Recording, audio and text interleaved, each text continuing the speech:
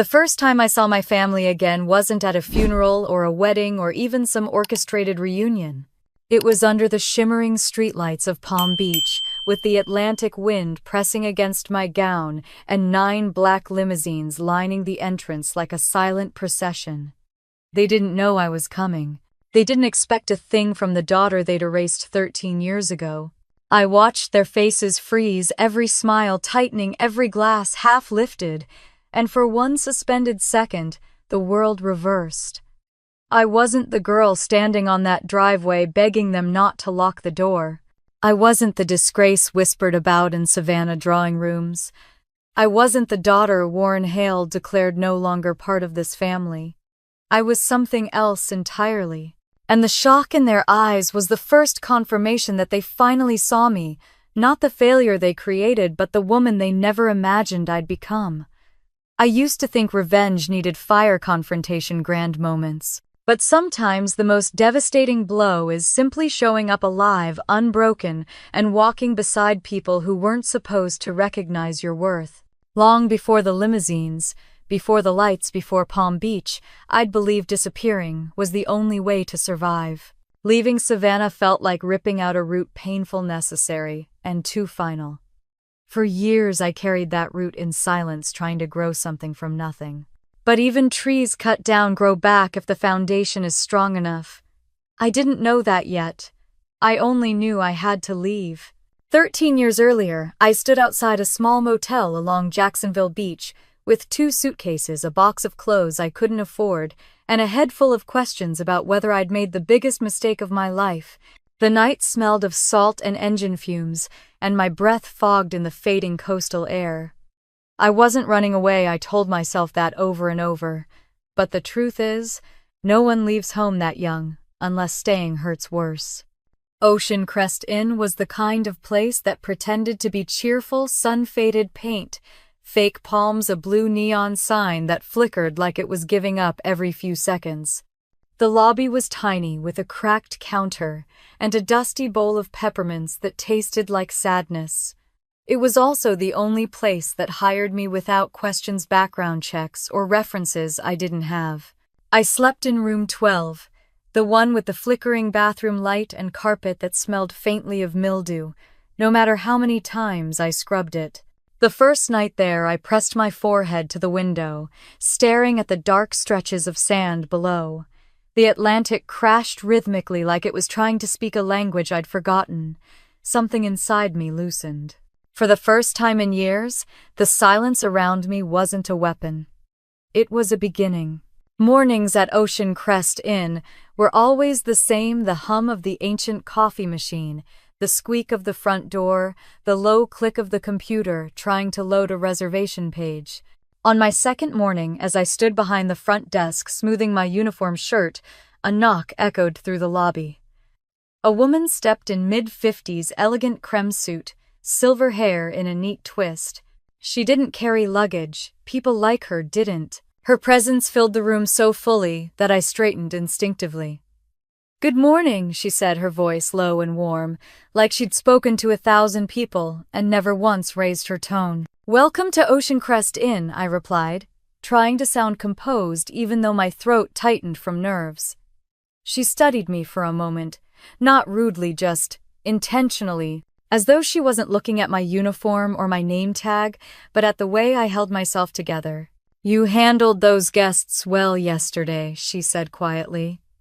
"The couple from Ohio." I blinked. I hadn't realized she'd been watching. "Yes," I murmured. "They were having a long day." "You diffused it without apologizing for existing," she added. "That's rare." Heat rose to my face, though I wasn't sure if it was pride or embarrassment. "I just try to help where I can." She tilted her head, studying me with something close to curiosity. Then she reached into her bag and handed me a card, black embossed with gold lettering. "Serena Dalton, Dalton Development and Hospitality Ventures." "When you're ready to do more than survive," she said, "call me." I stared at the card long after she left, feeling like she'd dropped a match into a dark room. That night, I placed it on the bedside table beside my fraying journal, tracing the letters with my thumb. I wasn't ready. Not then. But those words followed me around Ocean Crest Inn for weeks. Ready to do more than survive. I didn't know what that meant.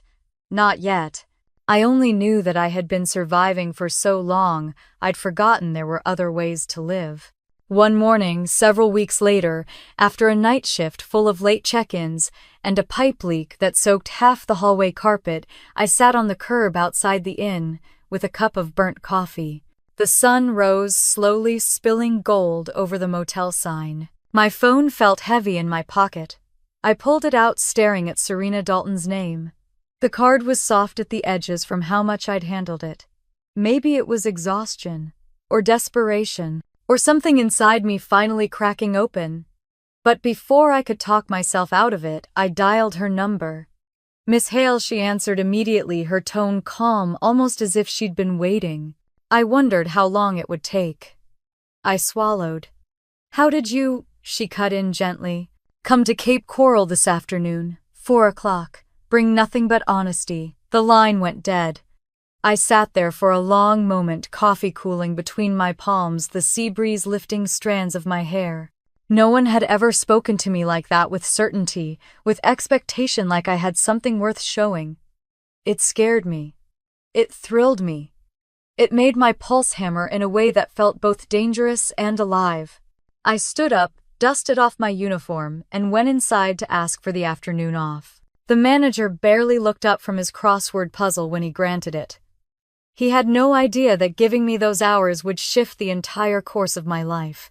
By noon, I was on the road, duffel bag in the back seat, hands trembling on the steering wheel as I drove south toward Cape Coral. The highway stretched ahead of me, winding through marshes and low bridges over sparkling water. Somewhere between Jacksonville and Cape Coral, the weight of the past 13 years began to slip, not fully, not cleanly, but enough for me to breathe differently. I didn't know what Serena wanted. I didn't know why she saw something in me. I didn't even know what I could offer. All I knew was that I'd been invisible for too long, and for the first time someone looked at me like I could be more than a runaway daughter from a powerful family. The closer I got to Cape Coral, the more the road shimmered with heat, the sky widening into an impossible blue. The GPS instructed me down a quiet street lined with palms. At the end of the road was a villa, the color of warm sand sunlight, spilling across its windows like it belonged to someone who never feared being seen. I parked, took a breath, and stepped out. I didn't realize then that this was the doorway to everything that would lead me to that night in Palm Beach, those limousines, that spotlight, those frozen smiles. All I knew was that I was walking toward a woman who would help me rebuild the life my family tried to erase.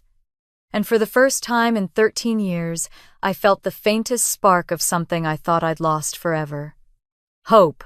The villa smelled faintly of citrus and sea air, the kind of scent that made you feel like someone had opened all the windows to let the world in. I stood at the threshold for a full 5 seconds before raising my hand and knocking gently on the polished wood door. It swung open almost instantly. Serena Dalton filled the doorway, poised, serene, composed in a way that made her name feel like destiny rather than coincidence. She wore a simple linen blouse, sleeves, rolled hair, tied back as though she'd been working, not entertaining. There was no grandeur, no air of superiority, just focus. "You're on time," she said, stepping back so I could enter. "I left early," I replied, unsure what else to say. "I expected you to." Her calm certainty made something tight in my chest flutter uncomfortably. I stepped inside, absorbing the quiet elegance of the villa. It wasn't the kind of wealth that shouted. It was the kind that whispered, because it didn't need to impress anyone. Soft, sand-colored walls, shelves lined with books on leadership and design, small framed photos of places, mountains, coastlines, bustling city corners taken by someone who traveled with intention. "Sit," Serena said, motioning toward a chair near a low glass table. "Tea, coffee, water is fine," I murmured. She studied me again, the way she had at the motel, measuring something beneath the surface. I felt exposed, like she could see the girl who walked out of Savannah with nothing but fear and stubbornness. Serena handed me a glass of water and took the chair opposite mine. For a moment, neither of us spoke. I felt her watching, waiting, letting silence stretch until I had to fill it. "You asked me to come," I said quietly, "but I don't know what it is you want." She smiled slightly. "Honesty, that's all." My hands tightened around the cool glass. "I'm not sure what you mean." Serena leaned forward just a bit, elbows resting lightly on her knees. "What are you afraid of most?" Sutton. I blinked. I'm not."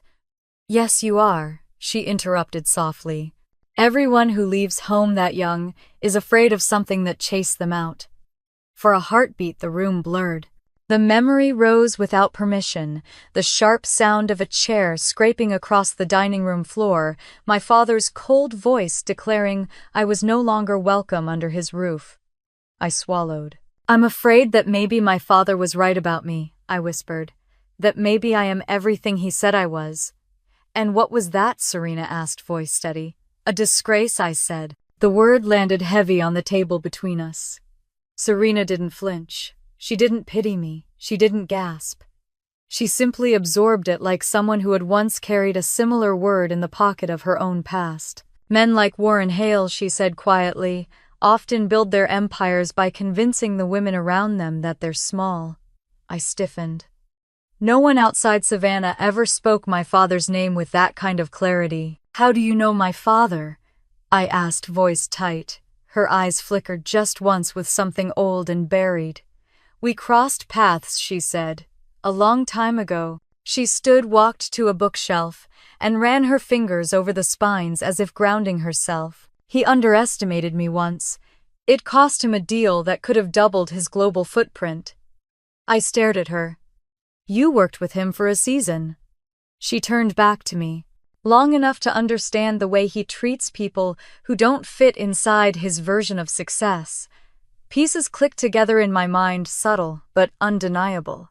This wasn't just coincidence. Serena knew exactly what being a Hale meant, and she knew exactly why I'd run.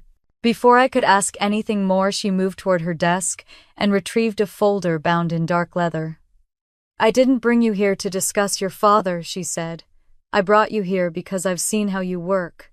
I've seen how you handle chaos with grace, how you hold yourself without apologizing for taking up space. That's leadership, and leadership is teachable." She placed the folder on the table in front of me. "I have a project," she said, "one I've been building for years, but it needs someone who can make people feel at home simply by walking into the room. Someone who understands what it means to lose everything and rebuild from scratch. Someone like you." My fingers hesitated before touching the folder. "What kind of projects?" "Small-scale sustainable wellness retreats," she said. "Places that don't look like luxury from the outside, but feel like healing on the inside." I flipped the folder open. Sketches, budget breakdowns, proposed locations. The pages glowed with possibility. "I want you to run it," Serena said simply. My head snapped up. "Run it. You'll oversee operations, manage design implementation, hire your own staff. I'll invest the capital." "How much?" I asked, my voice unsteady. $300,000 to start. $300,000. My throat tightened. "Why me?" "Because you didn't collapse when life tried to shatter you," she said. "You adapted. You kept your dignity. And dignity is rarer than talent." I stared down at the pages again, trying to steady my breath. "What if I fail?" Serena shrugged gracefully. "Then I lose money. You, however, lose something far more important, your belief in your ability to build. But I don't pick people who break easily." My heart was pounding so hard I was sure she could hear it. "You'd trust me with this," I whispered. "I already do," she said. The final page of the folder was a simple sheet with just 2 lines. "Retreat name project led Sutton Hale." Seeing my name typed there nearly knocked the air from my lungs. "You can walk away," Serena said gently. "Or you can sign and step into the life you were always supposed to have."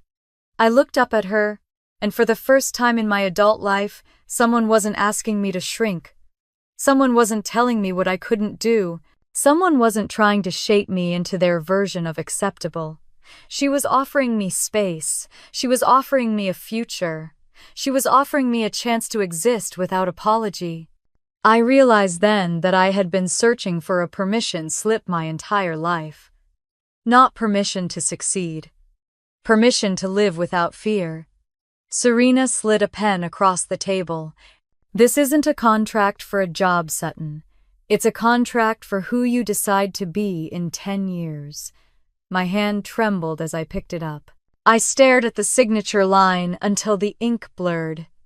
Then slowly, steadily, I signed my name, not the name my father used as a weapon, but the name I was reclaiming as mine. When I set the pen down, Serena smiled, not triumphant, but proud in a way that felt honest. "Welcome to your real life," she said. For a moment I couldn't speak. The villa felt brighter, the air lighter. I stepped outside into the late afternoon sun, the breeze stirring the palms overhead. The world looked different, not because anything around me had changed, but because something inside me had. I walked toward my car with the folder pressed to my chest. The pavement was warm beneath my feet, and the Gulf air tasted like a beginning I never believed I'd earn. It was only later, as I drove away, that I realized something crucial. I hadn't just signed a project. I had signed a promise to myself. A promise to become a woman my father could no longer define. A promise to build something so real, so grounded, so alive, that even the shadows of Savannah couldn't reach it. I drove toward the horizon, toward Outer Banks, toward a life stitched together from the ruins of everything I'd survived. And for the first time in 13 years, I didn't feel like I was running. I felt like I was arriving. The road into the Outer Banks felt like it stretched across the edge of the world, a thin ribbon of asphalt between sky and sea. The coastline shimmered under the late afternoon sun, and wind swept across the dunes like it was carrying secrets from somewhere older than memory. My GPS announced I was 5 minutes from the property, but I already knew. You could feel it, the way the air shifted, the way silence thickened. This was a place waiting to be rebuilt. When I pulled into the narrow gravel driveway, I stopped breathing for a moment. Highland Shores stood at the cliff's edge like a forgotten relic. Weathered wooden panels hung slightly askew. The paint had faded into a mixture of gray and sunburned white. Several windows were cracked, and a loose shutter banged rhythmically in the wind, like it was warning me to turn back while I still could. A faded red sign tilted dangerously to one side, "Unsafe structure, do not enter." But I wasn't here to turn back. I was here to start. I shut off the engine, stepped onto the gravel, and inhaled deeply. The smell of salt pine and old wood mixed into something strangely comforting. The world was quiet, except for the waves crashing below the cliff. For a long moment I stood there, letting the wind whip my hair across my face, grounding myself in the feeling that this broken building was mine to restore. Behind me, a beat-up van rumbled onto the property. 5 people spilled out, all wearing the kind of chaotic, mismatched work clothes that immediately told me this wasn't a polished team. This was a group of people who weren't afraid to sweat. Caleb was the first to approach me, early 30s, tan from sun exposure, a tool belt slung around his hip, and a grin so wide it felt like he'd been waiting for this day. "Boss?" he asked. I blinked. "Me, Serena said you're running the show," he replied. "So, yeah, boss." Maya stepped forward next, tiny, sharp-eyed, wearing black overalls splattered with paint. She tucked a strand of hair behind her ear and nodded politely. "Designer. I'm here to make this place less haunted."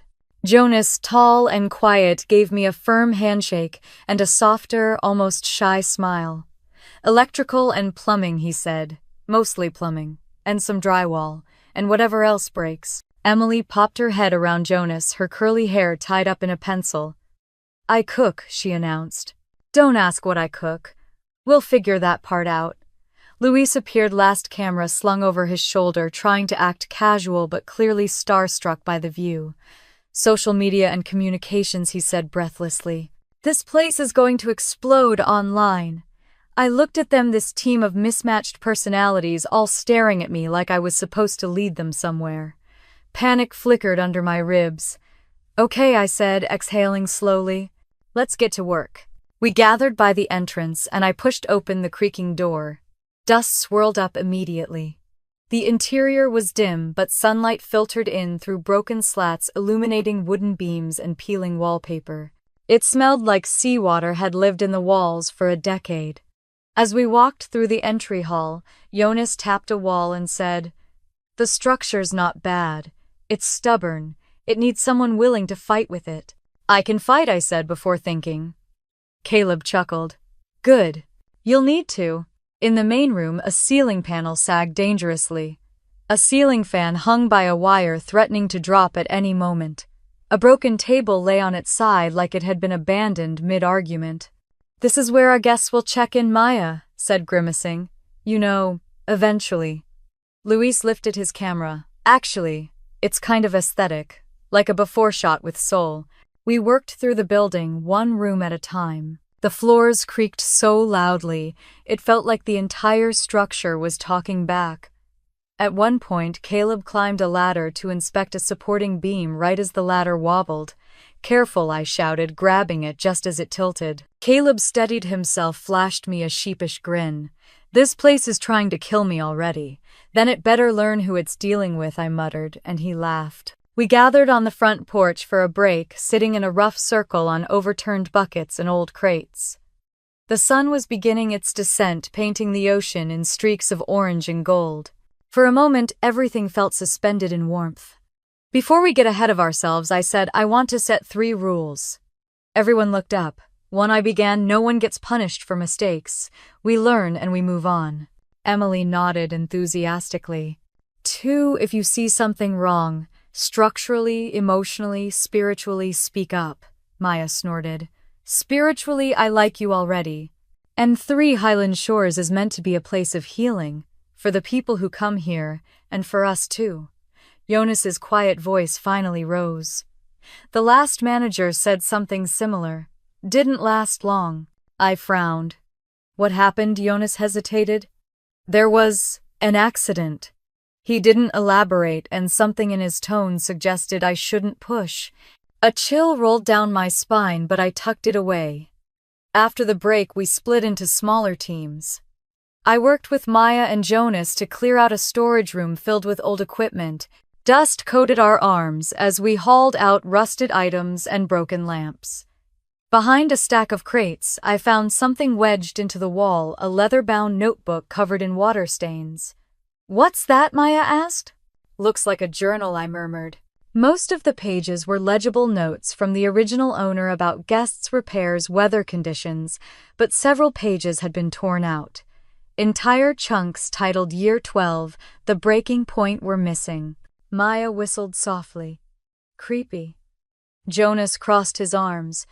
"Probably nothing helpful." But I didn't believe that. Something about the missing pages felt intentional. As the afternoon faded into evening, the air turned cooler, and the house shifted around us, its old bones creaking with each gust of wind.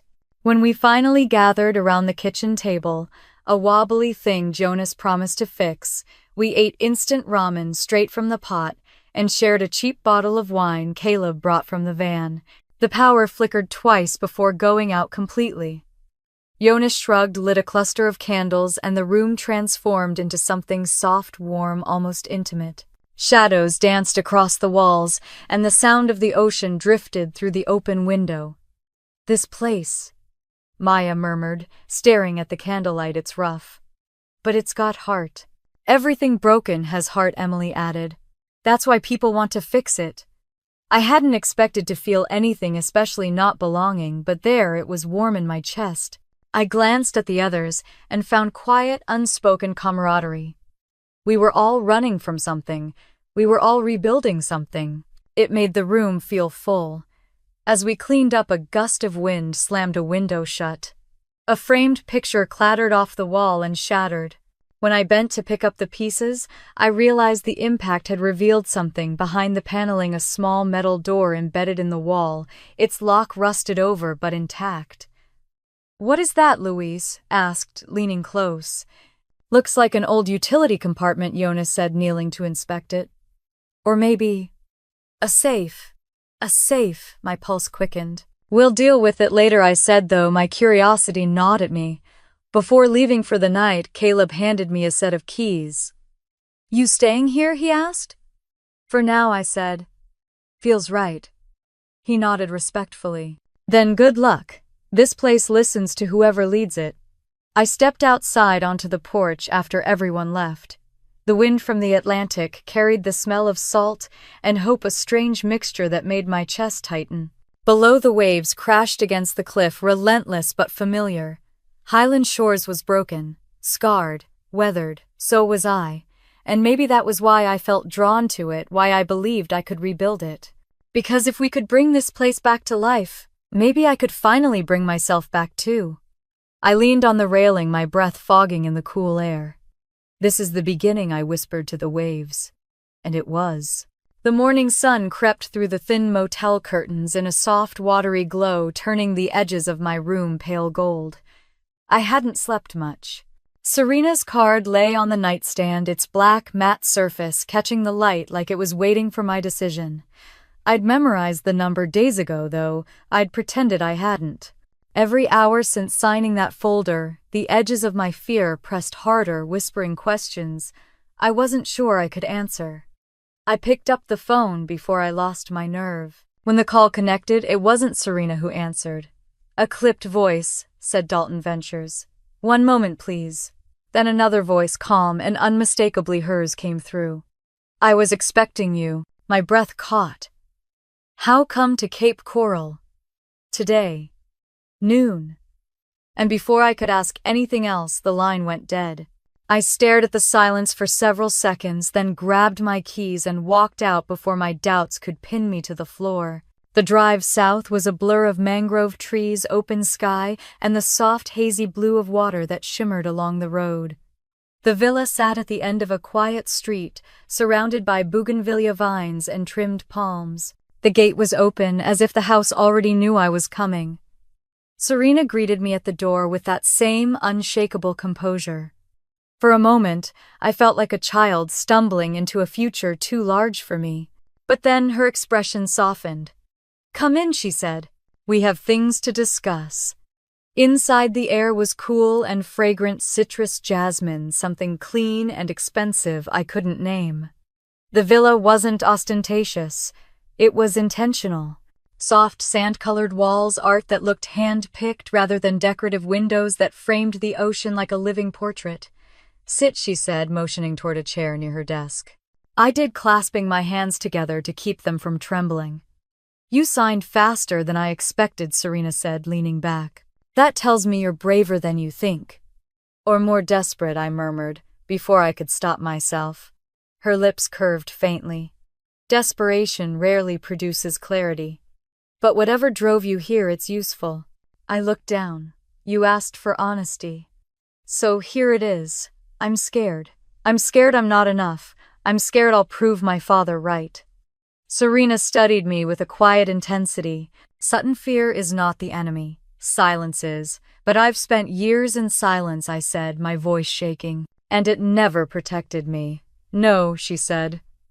But it taught you how to listen. How to see what others overlook.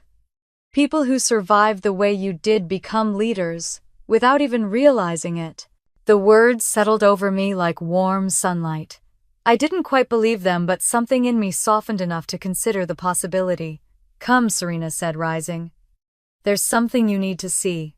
She led me down a hall lined with framed photographs, her shaking hands with hotel staff hugging construction workers, touring old properties with blueprints tucked under her arm.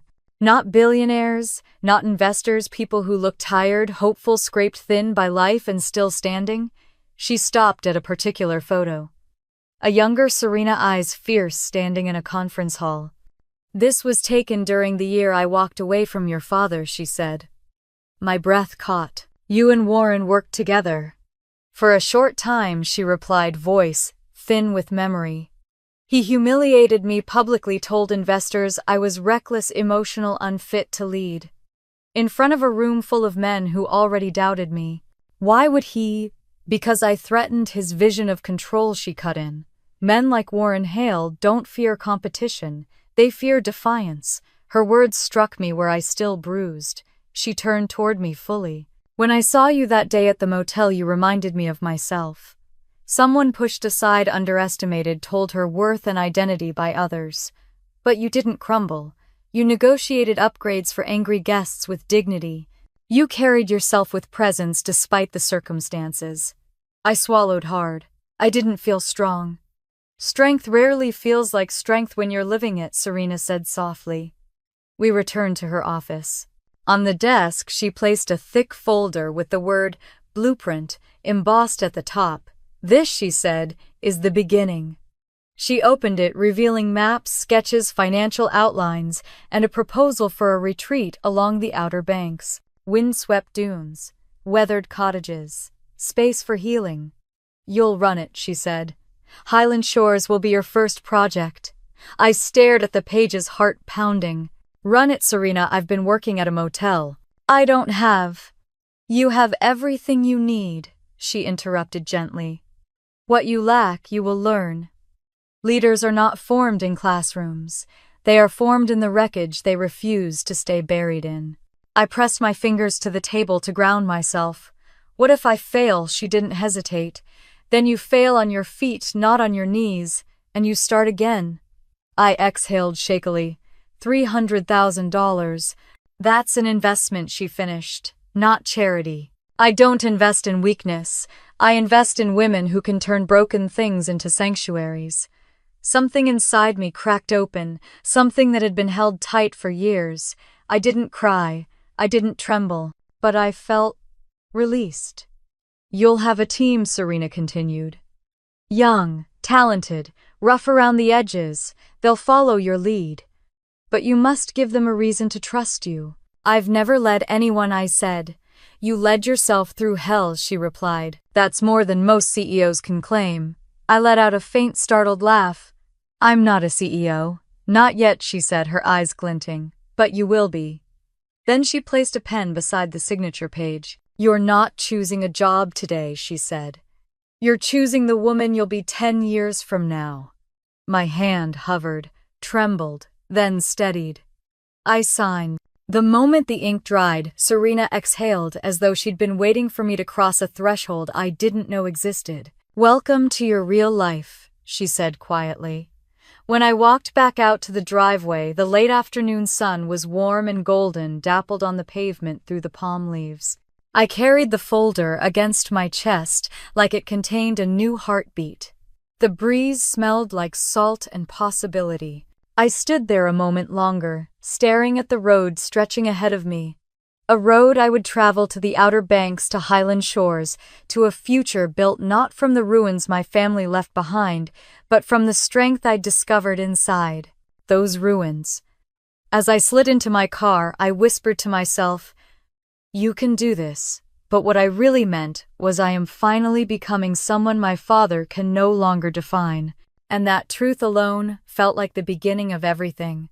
The first time I saw Highland Shores in daylight, it felt less like a property and more like a test the universe had set in my path. Morning mist rolled off the Atlantic, thin enough to let the sun burn through, but thick enough to make the air taste like salt and expectation. The dunes rose in soft curves around the gravel, drive their long grasses swaying, as if whispering a warning. Are you sure you're ready for this? I stepped out of my car and let the wind hit me full in the face. The cottages looked worse than I remembered. Weather-beaten siding peeled in long strips, windows clouded by years of salt spray bowed inward like tired eyelids. Pieces of wood clung to rusted nails, and there, staked into the sand at a crooked angle, was the old metal sign, "Unsafe structure, do not enter." My heart knocked hard against my ribs. This wasn't a renovation. It was resurrection. But I had come too far to turn back. I was still standing there absorbing the enormity of it all when the rumble of an engine broke the silence. The team Serena promised arrived in a battered white van with one blue door and a missing hubcap. When it lurched to a stop, the sliding door flew open before the engine even shut off. Caleb jumped out first, boots kicking up sand. Beautiful, he declared. I stared at him. You think this is beautiful? He grinned, wiping sweat already forming on his brow. Not yet, but it will be. Maya climbed out next, shielding her eyes behind oversized sunglasses. It needs therapy, she said matter-of-factly. Deep spiritual therapy. Jonas stepped down with a quiet nod, toolbox in hand. Found the main breakers. Already looks like trouble. Emily followed with a grocery bag full of snacks. Don't worry, she said brightly. I brought energy. And chips. Louis stumbled out last, nearly tripping over his own camera bag. Okay, so lighting sucks, angles suck, building sucks. This is going to be perfect. Their optimism should have comforted me, but instead it made my chest tighten. They all looked at me waiting. Expecting, trusting. I wasn't sure I deserved that trust. I led them toward the entrance. Let's start inside. The front door protested loudly when I pushed it open, groaning like a living creature. Dust erupted into the sunlight, swirling in the air like ghosts of former guests. The lobby, or what was supposed to be a lobby, was a disaster. Wallpaper peeled in curling strips. The floor dipped unevenly. The reception counter leaned sideways, surrendering to gravity. Luis lifted his camera. This is tragic, he whispered reverently. Caleb pressed his palm to a supporting beam. Wood still good. Just stubborn. Like all of us, Emily joked. We continued deeper into the property, the floorboards creaking under our feet. In the largest cottage, the ceiling sagged in the middle. Jonas inspected it with a frown. Moisture damage. We'll need to replace the whole section. How long? I asked. He shrugged. Depends on how many miracles you're willing to pray for. I didn't laugh.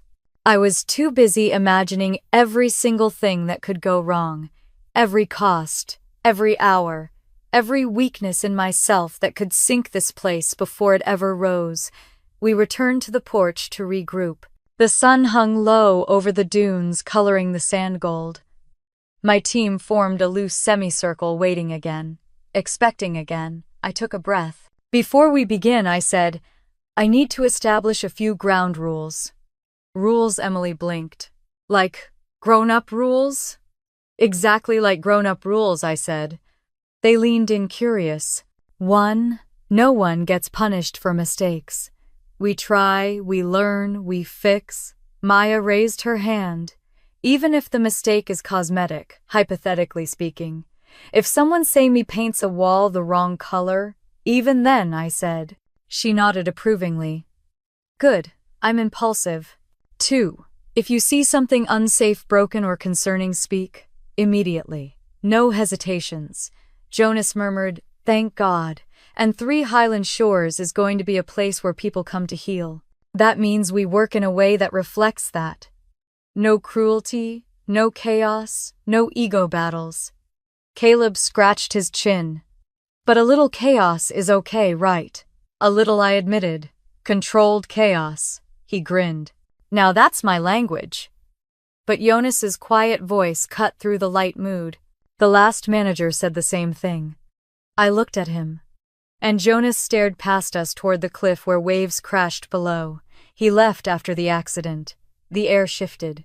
Even the breeze seemed to pause. What accident? I asked softly. Jonas hesitated, then shook his head. Later. A knot of unease formed in my stomach, but there was no time to unravel it now. We worked the rest of the afternoon clearing out rooms. Cold air leaked through cracks in the walls. Boards crunched under our boots. Somewhere in the distance, a gull cried like a warning. Maya discovered a stack of old guest ledgers hidden behind a rusted filing cabinet. Emily found a sun-bleached map of the Outer Banks pinned behind a broken mirror. And I stumbled upon something stranger, a leather-bound journal tucked inside a storage closet beneath a pile of tangled extension cords. The first few pages were filled with careful handwriting notes about weather, trauma, guest check-ins, plans for expansion.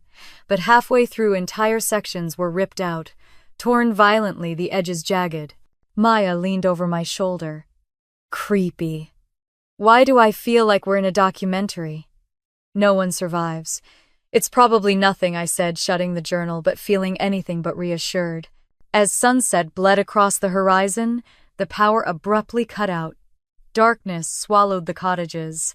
The air went still. Not again, Jonas groaned. Fuse box is dead.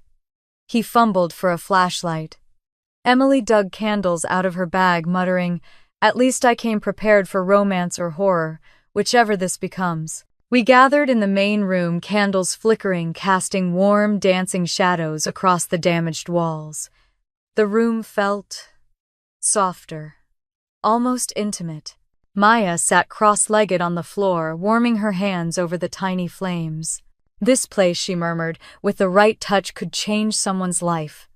Her words hit something deep inside me. "I want it to," I said quietly.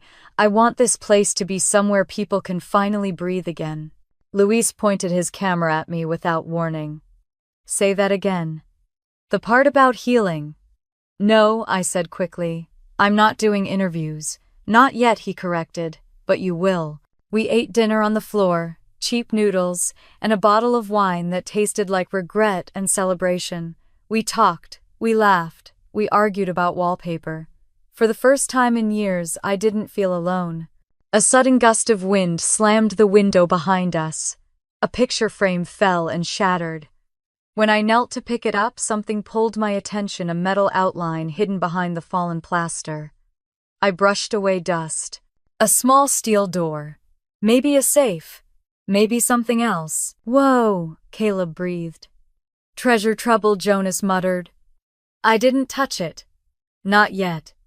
After the team left, I lingered outside on the porch. The night air was cool against my skin, heavy with salt. The waves whispered below. This place was falling apart, yes, but there was a heartbeat underneath all the broken pieces. And maybe that was why I felt a strange, unfamiliar warmth swelling in my chest. Because rebuilding Highland Shores felt like rebuilding myself. One beam at a time, one room at a time, one breath at a time. I wrapped my arms around myself, feeling both scared and steady. Tomorrow would bring more chaos, more work, more surprises. But for the first time in 13 years, I wasn't running away from something. I was walking toward something real, something mine. Highland Shores began to buzz in ways I hadn't anticipated. It happened gradually at first. A booking here. A curious tourist. There, a polite email from someone who'd heard about the place. But within 2 weeks of Martha's glowing review, the pace shifted, like a tide turning sharply under a moon I couldn't see. One morning, I stepped outside with a mug of coffee and found 2 women in yoga pants taking photos by the dunes. They waved enthusiastically, calling out, "We're here because of that blog, the one about a retreat that feels like home." By afternoon, a retired couple from Charlotte arrived, asking for the room with the candlelights. And a travel vlogger with 500,000 followers emailed requesting a stay in exchange for honest coverage. Honest coverage. I didn't know whether to laugh or cry. Inside the main cottage, sunlight spilled across the floor while hammers rang and sawdust hovered in the air. Caleb worked on replacing a cracked beam, and Maya was holding up fabric samples to the window to test natural lighting. Jonas knelt by an open panel in the entryway, rewiring a stubborn circuit. "This place is going viral," Luis declared as he barged in, phone in hand. "We've been reposted 10 times today by travel accounts aimed at women over 50. That demographic is basically our gold mine." "I thought the gold mine was the oceanfront location," Caleb muttered. Both Luis insisted. I smiled, overwhelmed but grateful. The retreat was starting to breathe. Alive, imperfect, but breathing. Then I felt my phone buzz in my pocket. The message preview made my stomach clench.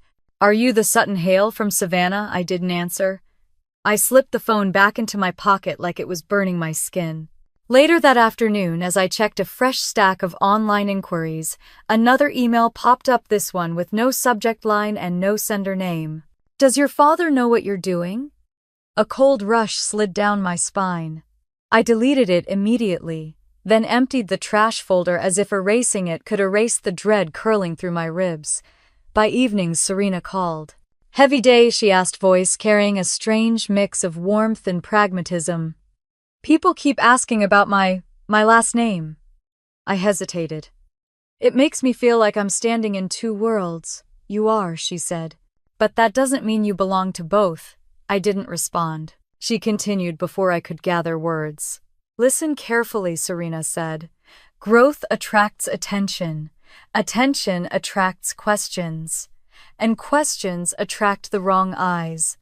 Don't panic. Don't explain. Just build." I exhaled. Easier said than done. Her tone softened. "Being self-made isn't easy. You're doing beautifully." I hung up, feeling steadier until the next surprise hit. That night, an email came from her office, 2 new project proposals attached labeled Sedona and Big Sur. I stared at them until my vision blurred. 2 new retreats. Me expanding just as panic began creeping up my throat. My phone began ringing. Serena's name flashed across the screen. "You're thinking too much," she said before I could speak. "I'm not ready," I whispered. "You weren't ready for Outer Banks either," she replied. "And look what you've built." Her confidence in me felt larger than the room. But before I could thank her, the line cracked with a faint echo like someone was listening. Then a low male voice cut through. "She's not ready." My breath stopped. Serena's tone sharpened. "Sutton, hang up now." The call dropped. I sat frozen for several seconds before I moved. Someone had interrupted the line. Someone watching. Someone who knew enough to find the connection between me and Serena. By morning, my nerves were thin, my eyes heavy. When my phone buzzed again with an unfamiliar number, my heart jumped. The message was from an email with a strange address, Lydia Hale, new start at Proton Mail. I opened it with shaking hands. "Don't come to Savannah. They're watching you. They're using you to distract from something bigger. Please, Sutton, stay away." Attached was a blurry photo, my father's office desk, a file labeled "Press Monitoring Sutton Hale." The breath left my body. My father was tracking me. I closed my laptop too hard, the sound echoing through the cottage. I didn't realize I'd been gripping the table edge until my knuckles went white. Boss Caleb said from the doorway. "You okay?" I forced a smile. "Long night." He eyed me like he could sense the truth anyway, but he didn't push. Hours later, Jonas approached me outside while replacing a railing on the porch. "Some guy came by earlier," he said. "Didn't give a name, just asked where you were." "What did he look like?" I asked, too quickly. "Black SUV. Dark glasses. The type who doesn't blink much." A tightness curled in my stomach. "What did you tell him that I didn't know?" Jonas replied. "And that this was private property." I exhaled. "Thank you." Jonas hesitated. "Be careful," he said quietly. "There's a reason people leave Savannah in silence." His words hit harder than he knew. That evening, when the team gathered to discuss the Sedona and Big Sur proposals, I couldn't shake the lingering tension. But their support grounded me, even as the fear lingered at the edges of my mind. "We'll expand," Maya said confidently. "Just not at the cost of our sanity." "Or yours," Caleb added. Luis waved his camera dramatically. "We're going to build a healing empire, one retreat at a time, no fear." Less dramatics, more spreadsheets, Emily teased. Their faith in me steadied something inside me that had been trembling since childhood. Then Serena arrived. She stepped into the cottage with the poised grace of someone who had stood on stages, fought battles in boardrooms, and rebuilt her life more than once. Her presence quieted the room instantly. "I need a word with Sutton," she said. We stepped outside into the cool evening air. "You're receiving attention from places that concern me," she said calmly. "I know, and your father is likely orchestrating at least part of it." My throat tightened. "What do I do? You do nothing," she said firmly. "Silence is protection. You don't fight shadows. You outgrow them." I stared at her. "Your father uses power like a shield," she continued. "But there's one thing: he cannot control your growth. The more you rise, the more the truth works against him." "I feel like I'm being hunted," I whispered. Serena's gaze softened. Then we build faster, smarter, steadier. She placed a hand on my shoulder. And we do not let them define you. Later that night, as I stood on the porch overlooking the moonlit ocean, my phone buzzed again. A news alert, Hale Financial under scrutiny by anonymous whistleblower. The words glowed on my screen like prophecy. The wind swept my hair across my face, the waves crashed against the cliff, and deep inside me something shifted. Highland Shores wasn't just my first retreat, it was my declaration, my boundary, my rebirth. And Savannah, my family, my past, could not erase that now. Under the dim porch light, I whispered into the wind, "You don't get to choose who I become anymore." But I had no idea that Sedona would soon pull me into a storm far bigger than anything I had survived so far. The sun in Sedona didn't rise, it ignited.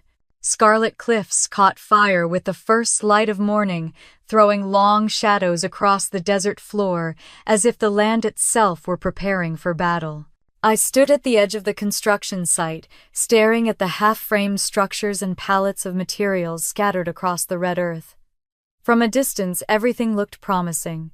Up close, it was chaos waiting to happen. Caleb hurried toward me with a stack of papers that looked like they'd been through a hurricane. "Morning, boss. You'll want to see this." I took the top sheet. My stomach turned. "Why are our repair costs up 30%? I asked. "That's what we're trying to figure out," he said, rubbing the back of his neck. "Sedona's expensive, but not this expensive." Behind him, workers hammered away at support beams. A forklift beeped as it backed up toward a storage pod. The air smelled of sawdust and heat. I scanned the next page. These numbers don't make sense. "And what's this note?" I pointed to. A line scribbled in blue pen. "Check these invoices, suspicious." Caleb frowned. "We didn't write that." A chill trickled down my spine. Before I could respond, the CFO Elise marched across the site wearing black slacks and an expression that suggested she was calculating how much damage the world could do to us in 30 seconds. "We need to talk," she said. That was never a good start. Inside the temporary office trailer, she spread spreadsheets across the table. Material costs are up, labor costs are up. Transportation is up. If we don't cut staff or adjust payroll immediately, we'll be underwater by next quarter. "No," I said instantly. "We are not cutting staff." Elise pressed her fingers to her temples. "Sutton, I admire your heart, but math doesn't care about heart." "Then we'll renegotiate supplier contracts," I said. "Look at alternatives." "Already tried," she replied. "Sedona's supply chain is stretched thin. Everyone's building something." Jonas stepped into the trailer, lowering his voice. "I think someone's been altering the supplier contracts." Elise's head snapped up. What Jonas pulled a folded sheet from his pocket, found this taped inside the breaker box. 2 versions of the same contract, one we saw, one someone else approved. He laid them out. My pulse spiked.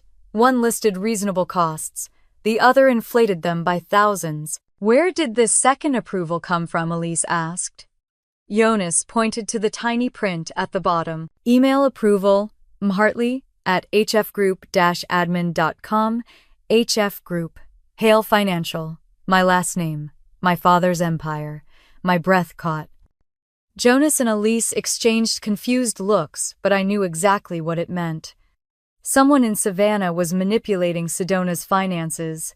My family had reached into my life again this time, without even bothering to hide the fingerprints. I stepped outside, the desert heat slamming into me. The sky felt too big, pressing down, turning the air thick and unsteady. My phone buzzed. "Serena." "I need to talk," I answered immediately. "You sound rattled," she said. I told her everything, every suspicious number, every altered invoice, the HF Group email. Silence stretched across the line. "They're interfering," she finally said. "Your father is pulling strings. Why—" My voice cracked. "Why sabotage Sedona? Because your success shifts the narrative," she said. "And powerful men hate losing control of a story." I gripped the edge of the trailer, knuckles white. "What do I do?" Nothing, she said sharply. Do not cancel contracts. Do not confront suppliers. Stay still. When enemies think you're paralyzed, they reveal themselves. I don't want to be a pawn in whatever game this is. You're not, she replied, but he wants you to feel like one. The line held quiet for a moment. Then Serena added softly, he tried the same trick on me once. I survived. You will too. When the call ended, I stood motionless, letting the heat sting my skin, grounding myself the only way I knew how, by refusing to collapse. I walked the site again, trying to focus on the work. But every sound felt heavier, every shadow sharper, every worker passing by seemed like a warning. Around noon, as the crew broke for lunch, I crossed the gravel lot to my rental car. That's when the black SUV rolled in smooth, expensive tinted. The engine cut. A man stepped out. Gray suit, sunglasses. Expression unreadable. He walked toward me, but not too close. Miss Hale, he said with a slight nod. How do you know my name? I asked. He didn't answer that. Instead, he handed me a sealed envelope. What is this? I demanded. A message, he said. Just read it. And be careful who you trust.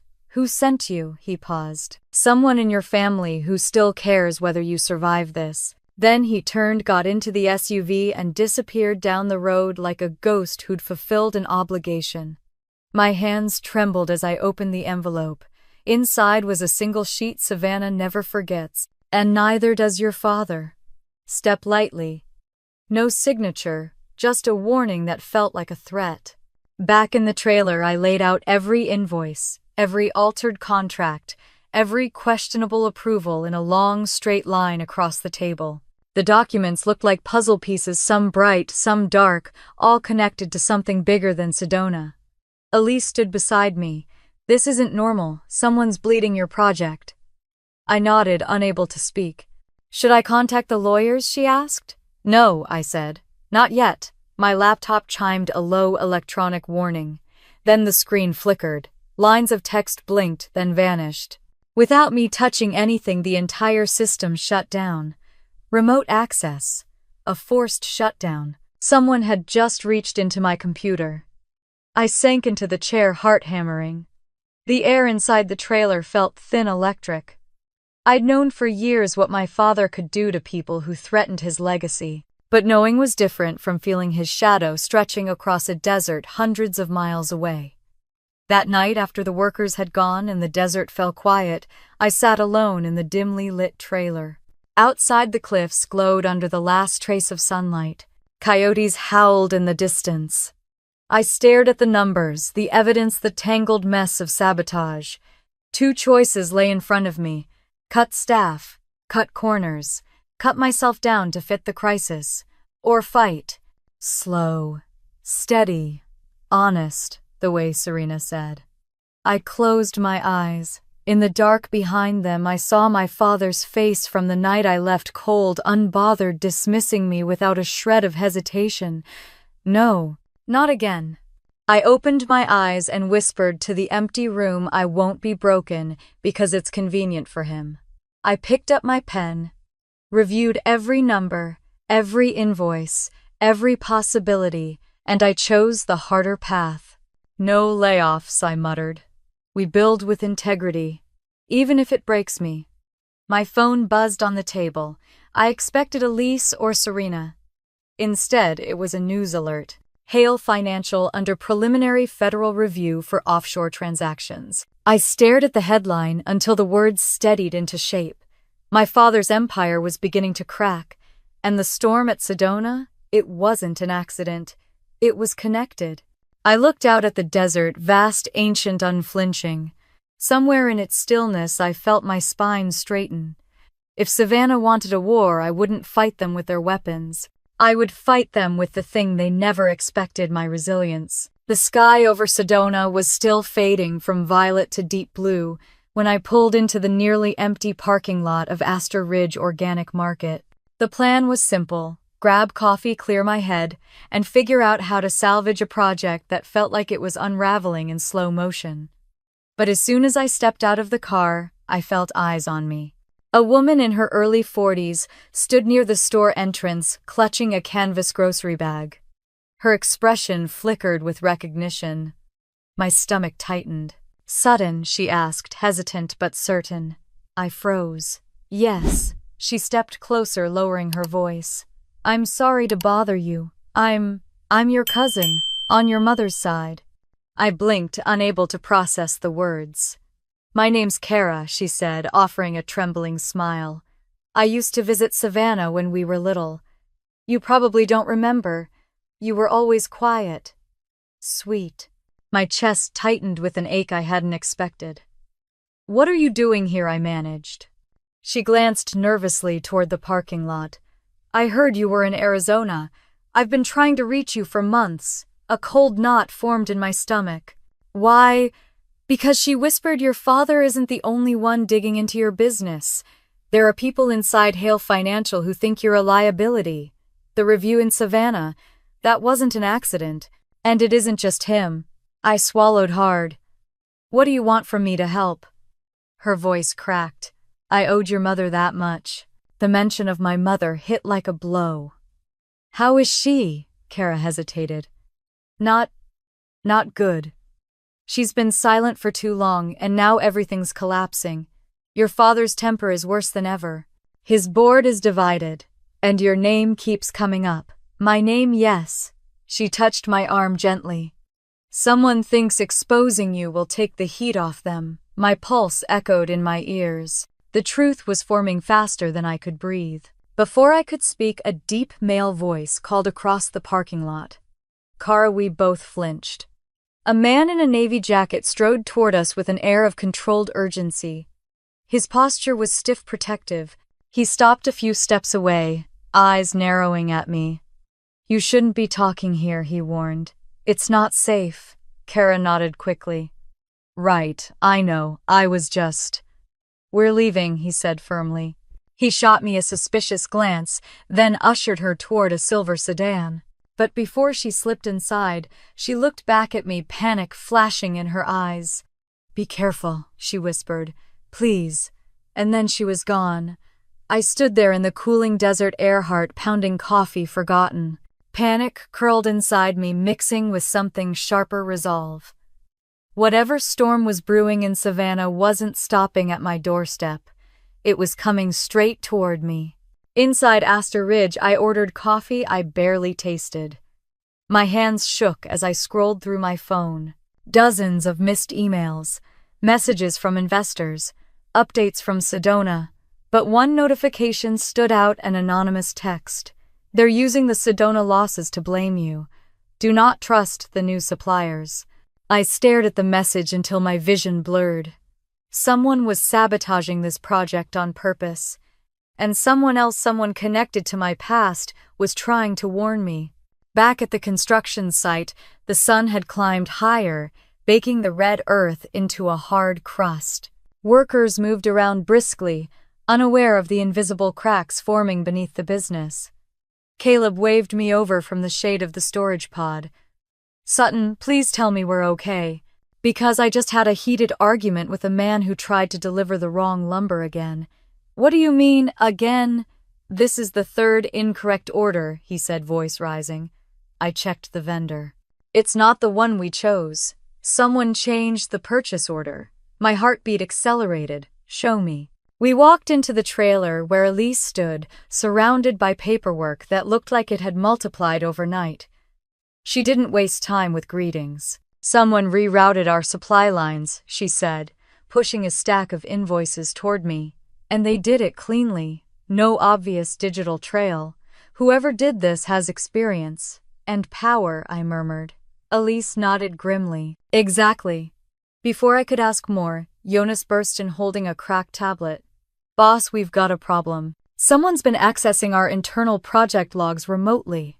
"How remotely?" Elise demanded. "As in Savannah remotely." Silence hit the trailer like a dropped hammer. I forced myself to breathe. "Can they manipulate anything from there?" Jonas shook his head. "No." I shut down the remote access. "But we need to assume everything was compromised." Elise leaned against the wall, exhaling hard. "This isn't a coincidence. Sedona's being targeted. By who? Caleb asked. The answer hung unspoken in the air, my father. But I wasn't ready to say it aloud. Instead, I said, we fix this. We build honestly. We don't cut corners. Elise nodded slowly. I'll reroute everything. But it's going to cost us. Then we'll adjust. No layoffs. No shortcuts. Caleb exhaled. You sure positive? I said, though the weight of it made my ribs ache. By late afternoon, the desert wind picked up swirling dust across the half-built structures. I walked the site alone, weaving between scaffolding and exposed beams. The land felt tense, watching, listening. My phone buzzed again. Another anonymous text: you weren't supposed to leave Savannah. They never forgave you. And now they're afraid of you. A stone dropped into my stomach. I looked up at the red cliffs rising in jagged lines against the sky. For a moment they looked like the spine of something ancient, something unbreakable. I whispered into the wind, I'm not afraid of them anymore. But fear wasn't the problem. Betrayal was. Someone inside Sedona was leaking information, selling us out, feeding my father's circle. I just didn't know who.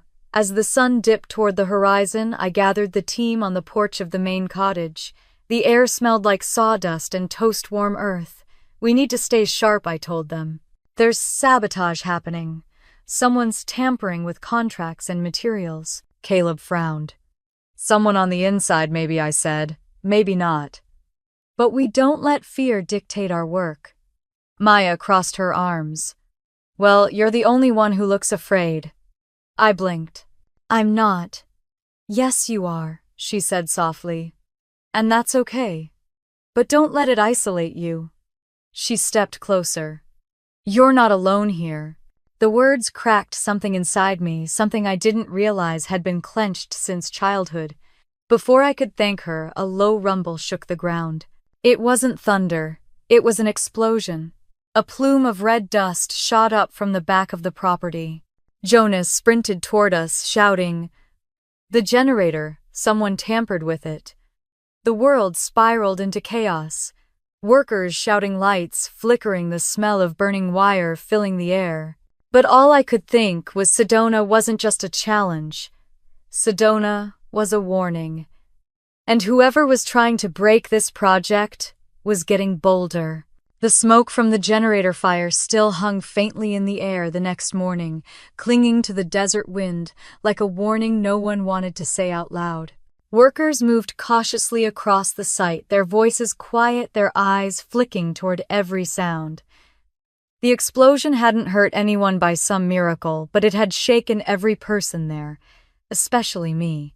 I stood beside the charred remains of the generator, arms folded tightly over my chest. The metal frame was twisted, blackened, warped like something ripped open from the inside. Jonas crouched beside it, his face pinched in concentration. It wasn't an accident, he said, confirming what I already feared. What did you find? I asked. He tapped the ruined casing. Someone loosened the fuel coupling. On purpose. You can see the scrape marks. I swallowed hard. Any prints? He hesitated before shaking his head. Whoever did this wiped everything. Caleb approached, sweat dripping down his temples, even though the morning heat hadn't peaked yet. We found tracks near the fence line out back, tire tread. They don't match any crew vehicles. My pulse thudded. Someone drove in, or someone drove out, Caleb said grimly. We stood in a tense triangle for a moment, sand swirling around our boots. Fear pressed on my lungs from the inside, thick and heavy. But beneath it was something sharper, anger, old and familiar, rising like a tide I could no longer hold back.